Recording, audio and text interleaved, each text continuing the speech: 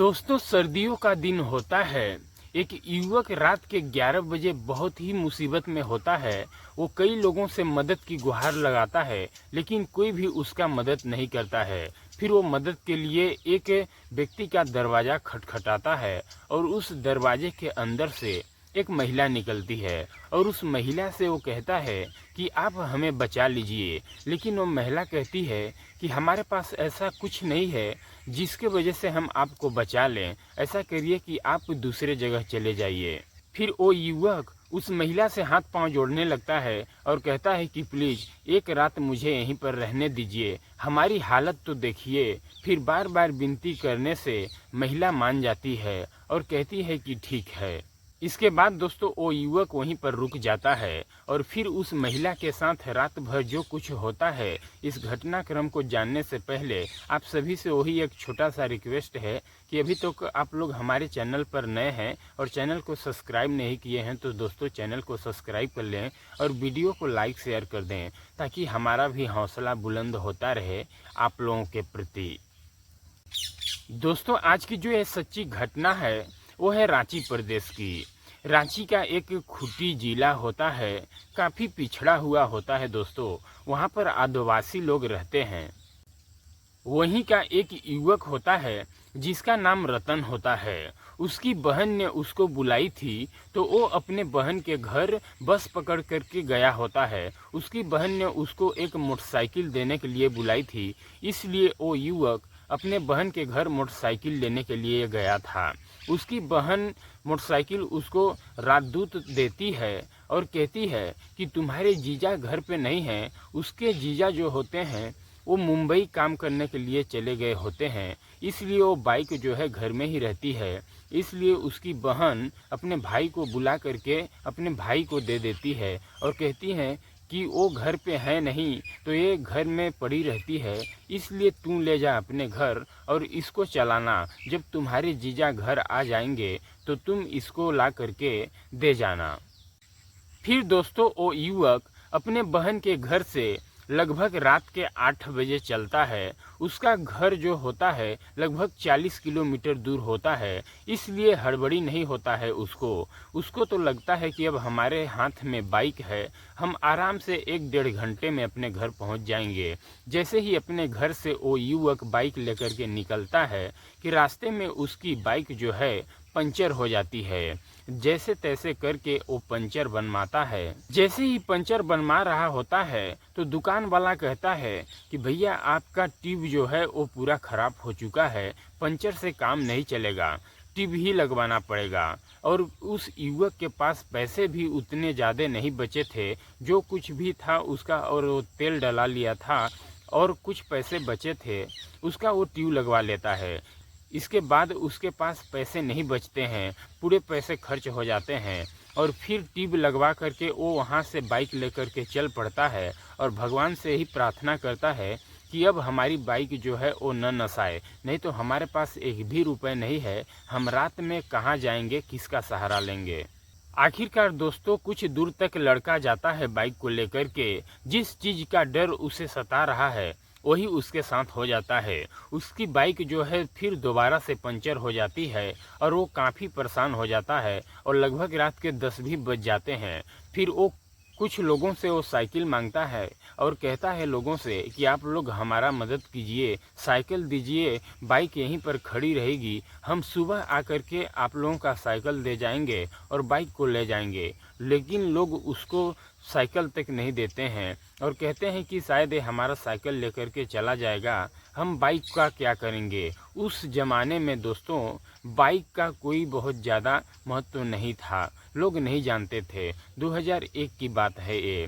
फिर वो युवक और आगे जाता है और लोगों से मदद मांगता है, लेकिन कोई भी उसका मदद करने के लिए तैयार नहीं होता है। और दोस्तों वो लड़का अब काफ़ी परेशान हो चुका था, क्योंकि देखते ही देखते लगभग 11 बज चुके थे और पूरा रास्ता भी सुनसान हो चुका था। और वो सोचता था कि अब हम इस बाइक को यहीं पर खड़े करके बस से भी चले जाते, पर उसके पास किराए भी नहीं थे। वो 2-3 किलोमीटर तक पैदल चलता है, लेकिन वो काफ़ी थक जाता है। फिर वो सोचता है कि हम यहीं पर रुक जाते हैं। और दोस्तों वो सुनसान जगह पर होता है, वहाँ पर दूर दूर तक कोई घर भी नहीं दिखाई देता है, जिससे कि वो और मदद मांग सके। और साथ में बाइक भी वो पैदल लेकर के चल रहा होता है, इसके वजह से वो और ज़्यादा थक गया था। और दोस्तों दिसंबर का महीना होता है, काफ़ी कड़ाके की ठंड लग रही होती है, लेकिन युवक को एक सहारा दिखता है और उसको एक घर मिल जाता है, एक कमरे का, और वहीं पर आग जल रही होती है। और फिर वो अपने बाइक को वहीं पर खड़ा करता है और उस आग के पास चला जाता है। और दोस्तों फिर वो युवक वहाँ पर आग तापने लगता है। आग में इतनी ज़्यादा गर्मी नहीं थी जिससे कि उसका ठंड दूर हो सके, लेकिन थोड़ी सी उसको राहत मिलती है। फिर वो युवक उस घर के ओर दरवाजे के तरफ देखता है और सोचता है कि हम दरवाजे को खटखटाएं और अंदर से किसी से मदद मांगें। लेकिन उसको डर लगता है कि इतने रात में शायद कोई बुरा मान जाएगा, तो हमको यहाँ से भी हटना पड़ेगा। लेकिन उसको इतना ठंड लग रही थी कि आखिरकार उसको बर्दाश्त से बाहर था, इसलिए वो हिम्मत जुटा करके उस दरवाजे को खटखटाता है और अंदर से एक महिला की आवाज़ आती है और महिला कहती है कि कौन है। तो युवक बोलता है कि हमें आपकी बहुत मदद की ज़रूरत है, आपके घर में कोई है जो हमारा मदद कर सके।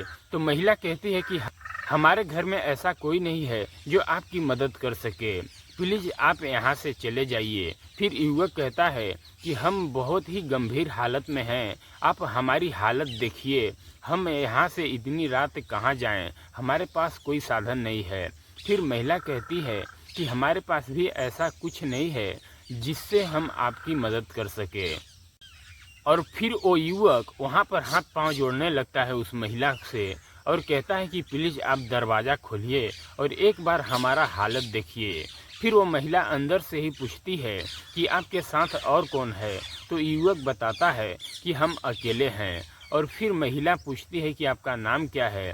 फिर वो बताता है युवक कि हमारा नाम रतन है। फिर नाम सुनते ही वो महिला चौंक सी जाती है और फिर दोबारा से पूछती है कि क्या नाम है। तो फिर वो बताता है रतन है।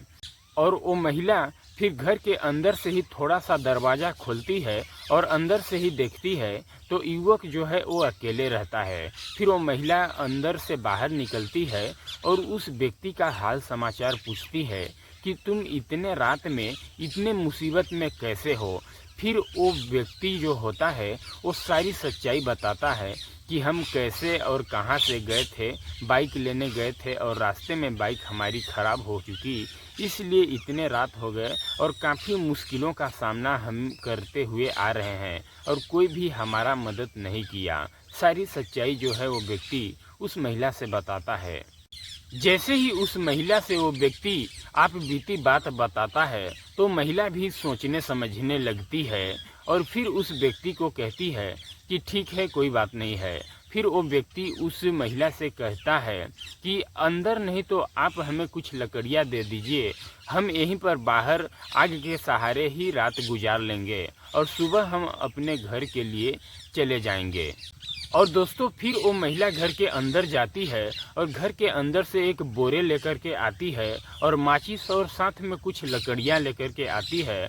फिर रतन को दे देती है और फिर रतन वहीं पर आग जलाता है और आग के सहारे रात काटने की कोशिश करता है। फिर वो महिला घर के अंदर चली जाती है और दरवाज़ा लॉक कर देती है।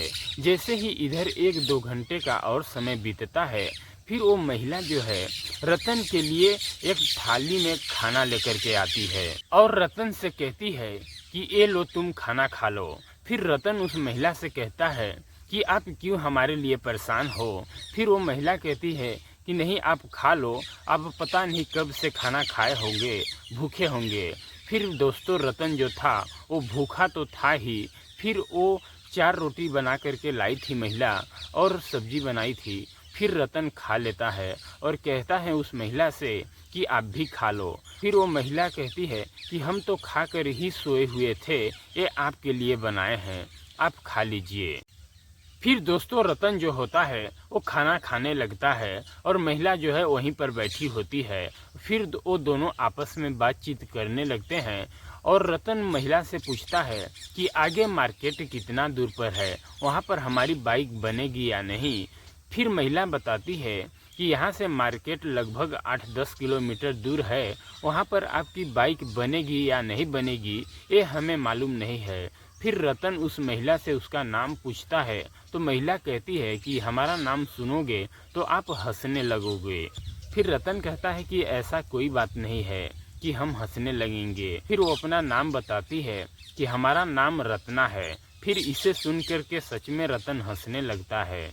और दोस्तों इधर उन दोनों का आपस में बातचीत करते ही करते लगभग रात के 12 से 1 बज जाता है। और फिर रत्ना जो होती है वो अपना थाली लेती है और रतन को कहती है कि आप यहीं पर आराम करिए और हम चल रहे हैं घर। फिर वो घर के अंदर चली जाती है और रात के वक्त रत्ना का अब नींद गायब हो चुका है। रत्ना को घर के अंदर नींद नहीं लग रही है। देखते ही देखते 2 बज जाता है। फिर रत्ना जो होती है वो घर का अपना दरवाज़ा थोड़ा सा खोलती है और देखती है कि रतन वहाँ पर है या नहीं है। और दोस्तों फिर रत्ना घर के अंदर से ही आवाज़ लगाती है कि क्या आप चले गए क्या।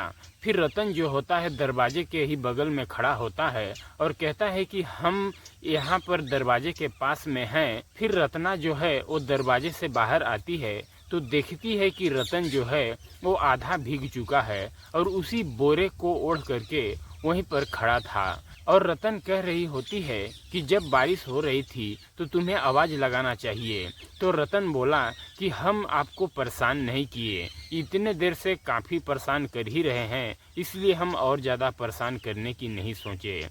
फिर रत्ना जो है वो रतन से पूछती है कि कब से बारिश हो रही है।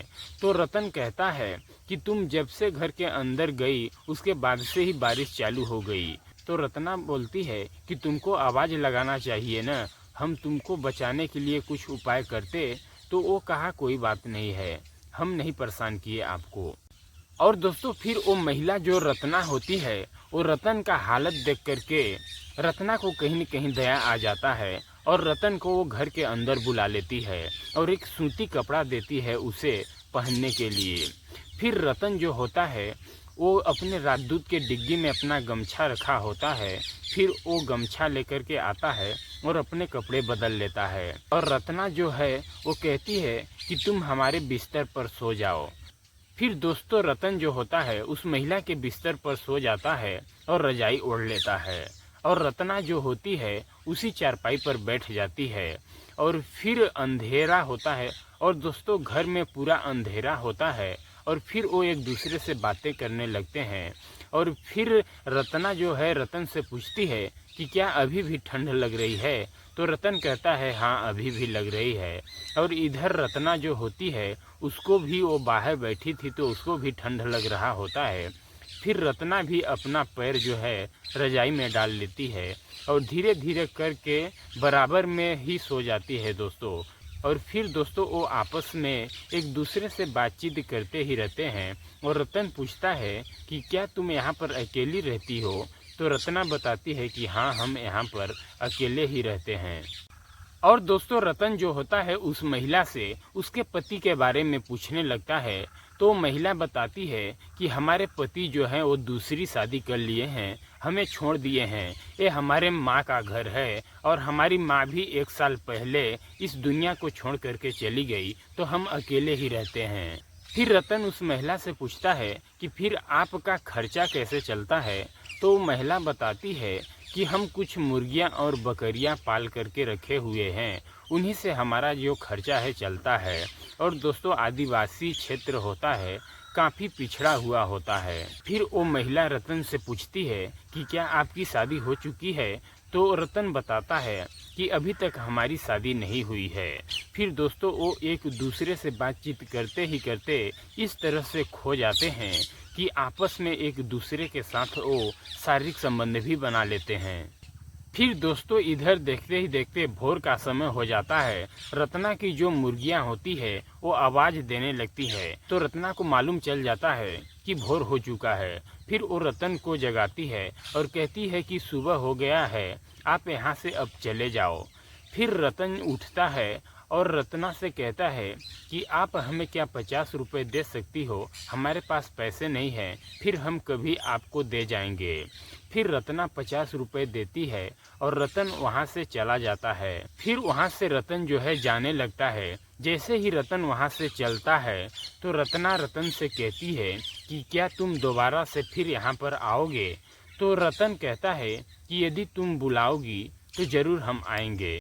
और दोस्तों फिर रत्ना जो है वो रतन से कहती है कि हम तो चाह रहे हैं कि तुम हमारे घर से जाओ ही मत, हमारे साथ ही रहो अब हमेशा के लिए। फिर रतन कहता है कि क्या बात कर रही हो, ऐसी बात है तो हम फिर से ज़रूर आएंगे तुम्हारे घर कल शाम के। लेकिन रतन इस बात को कह करके चला जाता है और शाम का वक्त जैसे ही होता है, रत्ना जो है अपने घर के दरवाजे पर रतन का इंतज़ार करती है, लेकिन रतन उस रात नहीं आता है। फिर अगले दिन का रात्रि होता है, फिर रत्ना भी वहीं पर इंतज़ार करती है अपने दरवाजे के सामने, लेकिन उस रात जो है रतन अपनी बाइक लेकर के आ जाता है और बहुत सारे सामान भी साथ में रतन जो है रत्ना के लिए लेकर के आता है और कहता है कि हम कल इसलिए नहीं आ सके कि हमारी बाइक में कुछ काम कराना था और हम सोचे कि यदि जाना भी है तो कुछ अच्छे तरीके से जाएं। और दोस्तों इधर जैसे ही रत्ना रतन को देखती है तो काफ़ी खुश हो जाती है और मुस्कुराने लगती है और कहती है कि हम कल से ही आपका इंतज़ार कर रहे हैं, पर आप जो हैं कल नहीं आए। फिर रतन सारी बात बताता है और फिर वो एक दूसरे से गले मिल जाते हैं और फिर रत्ना जो है रतन को लेकर के घर के अंदर चली जाती है और फिर वो एक दूसरे से बातचीत करने लगते हैं और एक दूसरे के साथ शारीरिक संबंध बनाते हैं दोस्तों, और फिर पूरी रात गुजारते हैं। और दोस्तों एक बार ये सिलसिला जैसे ही चालू होता है तो रुकने का नाम नहीं लेता है दोस्तों। 2001 से उन दोनों की दोस्ती होती है। आखिरकार 2002 में दोस्तों वो दोनों एक दूसरे से शादी कर लेते हैं और खुशी खुशी अपना जीवन जो है वो जीने लगते हैं। तो ये रही दोस्तों छोटी सी कहानी, तो हमें लगा कि आप लोगों को सुनाना चाहिए। अच्छा लगा हो कहानी दोस्तों तो कमेंट बॉक्स में ज़रूर बताइए और वीडियो को लाइक शेयर कर देना दोस्तों, और चैनल को सब्सक्राइब कर लेना। मिलते हैं अगले दिन एक और सच्ची कहानी के साथ, तब तक के लिए जय हिंद जय भारत।